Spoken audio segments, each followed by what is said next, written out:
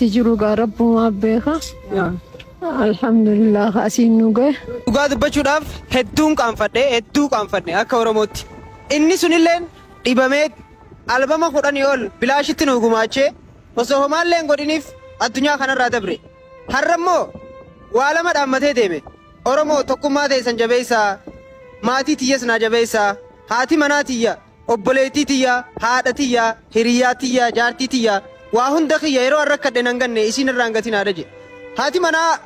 artist nu hogoo banaa kaansarii dhibamtee dubbanitti qarshii 3,500 ol baasteeti oksijiinii hafuura kan baafattu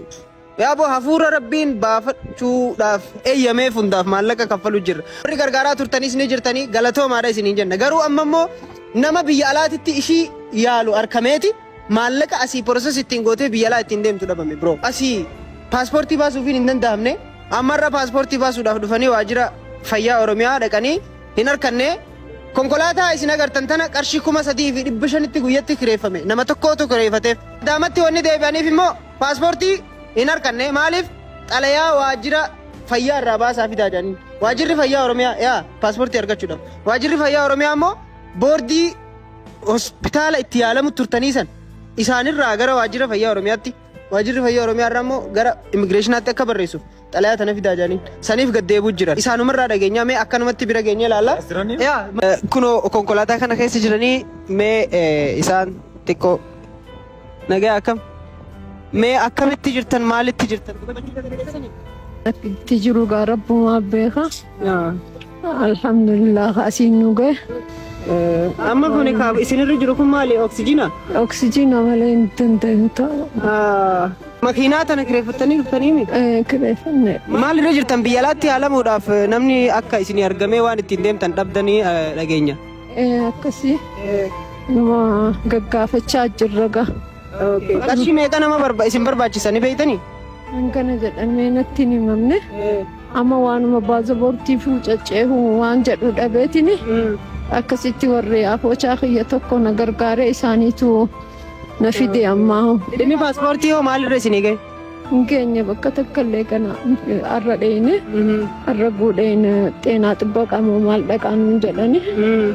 Oromiyaa إيه okay أچي ترى نمچي نجرو هذا ما راتلا فيدان جلنا مچي دي بياجر ammallee oguu deebitan makiinaan tun kiruma taatii jechuu سلاو maazo wanni ati agartu kanuma fakkaata wallahi dhugaa dubbachuudhaaf qaaniidhaahu amma imagine haati mana nama guddaa sanii sadarkaa kanaan haati Oromoodha isin duratti amma baafnee nama kana gargaara dirqama silaan nama nurraa qabu jechuudha isaan gaafa jiraatan hojiin isaanii guddaan hawaasa kana dammaqsu hawaasa kanaaf qabsaa'u ture har'a ammoo galanni isaanis silaan kalan turre haa ta'u ammoo ammas hin turre haga danda'ameen waan kana silaa ol bahullee ani hin barbaanne ture ammoo dirqama haa xiqqaatu haa guddatu waan dandeenyu akkaawuntii isaanii as jalatti isinii barreessina kanarratti gargaaraa isin jenna mamme waan jettu. Wanni nama arge kun ammoo waan hedduu akka Oromootti irraa qaanfadhu ammas saanan dhimmi fayyaadhaa ammoo dhimma lubbuudhaati yeroo namaaf hin kennu numarraa kaanee waan godhuu dandeenyu godhuu qabna sila haadha mana nama guddaa sanii miidiyaa irratti kan itti baasnee jechuu osoo hin taane silaa keessan namoonni waa harkaa qaban kan rabbi waa biratti beeku dhimma kanarratti hirmaate hanga yaala alaa sanitti oofuu qabna ammas ammoo kan biraa paaspoortiidhaaf jecha haati manaa nama guddaa nama kabajaa sanii waa akkanatti deemuudhaan mallee manatti illee sila ergamullee waan qabu natti fakkaata qaamni dhimmi kun ilaalus biiroon fayyaa Oromiyaadha dhimma kanarratti nama guddaa kan akkatti haala keessa jirtu kanaan deddeebisuu osoo hin taane xalayaa sanis barreessanii fi paaspoortiin kun yeroodhaan bahee fi erga namni achitti ispoonsara ta'uuf argame asirraa hanga achitti waan ittiin deemtu immoo Oromoo waan jechuu qabdu jettee lubbuu nama kanaa haa baraarruun ergaa gabaabaa dabarfachuun barbaada hedduun itti dhagahamee jira kanumaan jedha.